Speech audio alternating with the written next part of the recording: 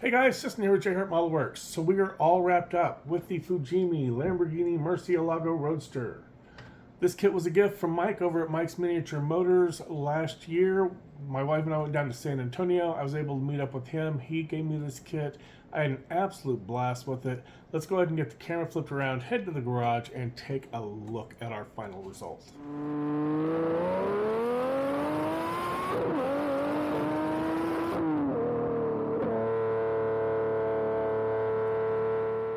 Alright guys, here we are in the garage. Here is our final result. I was really happy with this build right up to the point that I set up to record this portion of the video and disaster struck.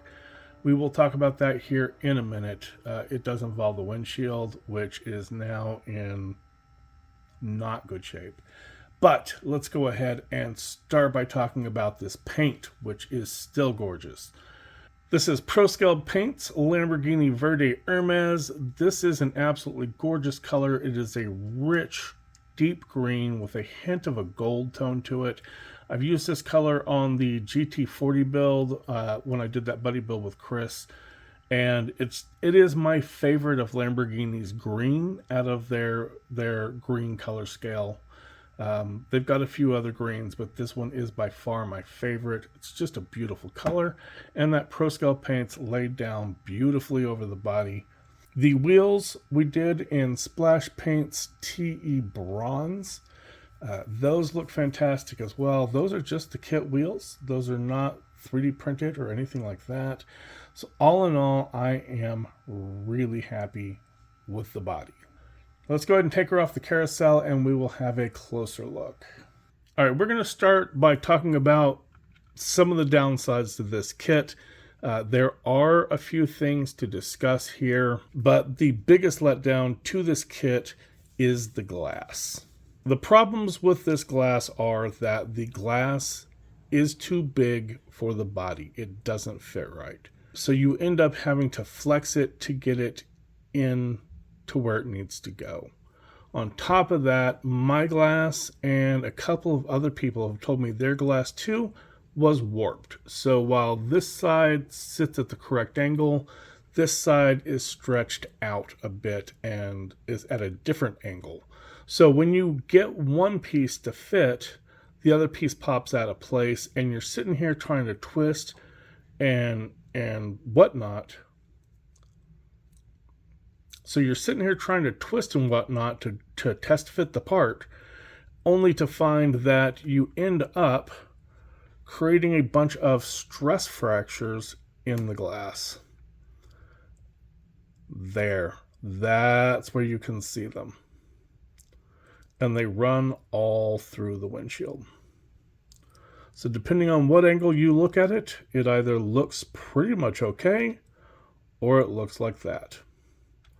These are not surface cracks. You cannot sand them. You can't polish them. They start in the very center of the glass and they work their way out.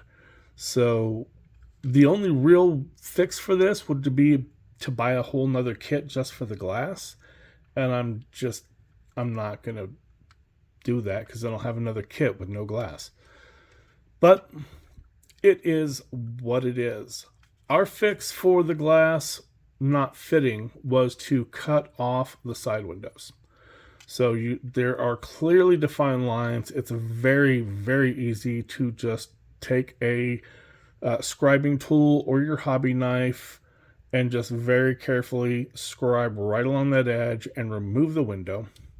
Then you have these pieces back here that are also part of the glass, and you need to cut those off as well and glue those into place. And then you have the rolled down window look. So it looks a lot better without the windows up anyhow, in my opinion. If you're building this kit and you have not already fractured your glass, don't do a whole lot of test fitting. Don't do a whole lot of squeezing. Just if it doesn't fit right the first time, expect you're going to want to go ahead and cut this glass off.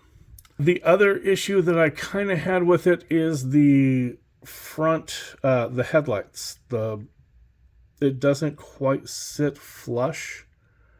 There's not a whole lot you can do about that because the headlight buckets themselves don't sit exactly flush, but they're pretty close and they're really not that bad. It's not that noticeable it's not noticeable at all when you're just sitting on the table in a show or in your display case. It's not something you're really going to see unless you're just right up on it. Other than that, the only other issue that I really had were the exhaust tips. The original kit exhaust tips are two pieces. They don't line up. The two parts don't line up together. There's a seam that runs through the center of them where they glue together. It doesn't glue together smoothly. They just didn't look good to me. So I decided I was going to go ahead and 3D model my own tips. Now I started out designing a round set that looked very much like the original tips. They were a little bit bigger, they were thinner, but they were all one piece and they looked pretty good, but that just wasn't really the look I was going for. Now if you look at Lamborghini's modern design language on a lot of their new cars, there's a lot of hexagons to the design. They make a point of pointing it out that the hexagon is a big part of their design language. I was like, what if we carried that hexagon shape back to the Murcielago and just designed up some of those hex tips? Now, they aren't, I understand that each tip has 5 sides and not 6, but when you put them together, they make one big hexagon shape. And I loved that look. I was really happy with that. Now, I sprayed them with a new chrome. This is the Ultra Lumen Chrome from the Digital Armory. These are the same people who do the Duralumin Tough that I really like. The difference with this chrome, and it is a weird looking chrome, is that you can 2K clear coat this. These tips have 2K on them, and it has not damaged the shine or reflectivity at all. They take a lot of work to do though. So you need to start with a black base, and then you're supposed to 2K clear coat over that base. I cheated and used Splash Paint's 2K Gloss Black. Took care of my black base and my 2K all in one shot. Super smooth. I love Splash's Gloss Black in their 2K. After that, you spray your chrome. And this is a weird chrome. It's not chrome looking. It's a yellowy brownish gray. You let that sit for 24 to 48 hours, and then you go over it with your 2K clear coat. But they say you need to use twice as much clear per hardener than your original recipe for the 2K. So the Splash Paints 2K that I'm using is 3 parts clear to 1 part hardener, and I used 6 parts clear to 1 part hardener and 1 part of a urethane thinner, or reducer. They call it reducer. My brother Diedrich from Clownhouse Customs gave me some urethane reducer from his 1-to-1 body shop, and that's what I used to thin my 2K with, and it turned out perfect. These were clear coated Thursday evening. It is now Friday evening, and I've got them glued in. They look fantastic. I was very gentle when I touched them. Normally, I would say leave that 2K to sit for 2 or 3 days before you mess with it, but it worked out. The other thing you're going to notice is there is a gold tone to it. Now, the Digital Armory says that you can add a tiny bit of clear blue to your 2K clear coat, and that should counter the yellowing effect. I didn't want to risk it with being so close to needing to film the final and mess something up and have to start over from scratch. And then you've got a 2K that's going to 2K gloss black, give that a day to cure, spray the chrome again, give that some time a day to cure, and then 2K again I just didn't want to risk it, so I stuck with the gold, and the gold works with this body, especially with the bronze wheels and our gas cap. But yes, I am happy, very happy with the Ultra Lumen Chrome. I will try the blue on my next project. I'll try adding the blue when I go to do the chrome bits for that, and we'll see how that works out. Like I mentioned, splash paints, bronze, TE bronze for the wheels, and the gas cap. I mentioned before I messed up the gas cap. When I was 2K'ing the body, I flooded the body with too much clear coat, and it filled in the gaps around where the fuel cap is. And the best fix that I could find for it was to take my Dremel and just remove the raised nub for the kit's fuel cap, get it nice and smooth, and then 3D model up an aftermarket cap. And I added in the Lamborghini bull, which you can kind of see. Yeah, there you go. You can see it in there. I really like how that turned out. I did this in the TE bronze too, tied it into those wheels. I really like how that looks. Another thing I am really happy with is the kit's interior. Now, we did replace those weird seats in the kit. They're actually accurate. They're very accurate. Lamborghini just put some weird seats in this car. They're kind of triangles at the top. I didn't like them.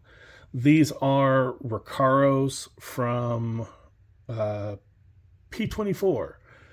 They're Podium GP seats from Recaro. And that turned out fantastic. We used a mix of Proscale paints, clay brown, and chocolate brown to come up with the brown color. This is kind of a cognac brown, and I really like that brown with the green. The seat belts are just 2mm ribbon that I get off of eBay. That color is called Hunter's Green. The seatbelt hardware is mine from my seatbelt hardware set. And our little shift knob in there is just a 2mm bead pin. They call it a head pin. That's what it is. It's a 2mm head pin for doing jewelry. I love that just super chrome shiny finish to it. Our gauge cluster looks really nice. I'm just super happy with the interior. This is, I want to say this is one of my better interiors. We have custom plates. I went with Envy because this car is green with Envy. I know, it was terrible, but I couldn't really think of anything for a plate. The hood ornament. Go ahead and zoom this in again. Now, MSM Creations does a set of 3D logos, and they do one that does Lamborghini, Ferrari, and Porsche. They're getting kind of hard to find, but you can order them directly from their website. I got several more sets, so I have some, and I got them before all the tariffs kicked in. What I can't get, however, are these. Zoom On does a set of Lamborghini chrome metal transfers. They're beautiful. They're perfect size. I absolutely love them. Zoom On will no longer ship to the United States. And there's no one in the US who is carrying these. In fact, I can't find anyone other than their website that even lists them. I've got several more Lamborghinis. I would love to have some more of these, but I just can't. And there's just kind of nothing you can do about it. Black trim in here is just dry brushed over their clear part. It works. It's not... I would really like for this to be actual mesh so you could see the fans that are in there. I did 3D model up my own mesh for the engine bay cover, which is a lot nicer than their kit, which is the same kind of clear thing here. All right, looking at our engine bay. There we have it. We did, you can't really see it here, thanks to the lighting. Maybe if we hold it this way. So we did carbon fiber the engine bay, like the actual cars are, and we did carbon fiber on our bracing here. Now there are some sections that don't have carbon fiber on all of these joints, and that's how this actual the actual car is. These little joints are a kind of a gunmetal colored metal, And then we have the carbon fiber on the various bits. Back to the glass for a second, we do have a registration sticker with September 25 for the month and year that we finished up the build. We have our traditional toll tag. Really like the way the taillights came out. Those look beautiful. And finally, we have the underside of our chassis as well. Now, all in all, this is a pretty good kit. There are a few things that you got to work out. Like I said, the glass, the headlights need a little finesse. But this is, all in all, a great kit, and I am very thankful to Mike for giving it to me. Thank you very much, Mike. I had a blast with this one. All right, guys, so that is going to be a wrap for this video. I'm having a lot of fun with the exotics, but we are going to be taking a break from that and working on something new. I'll have an unboxing coming on that next week.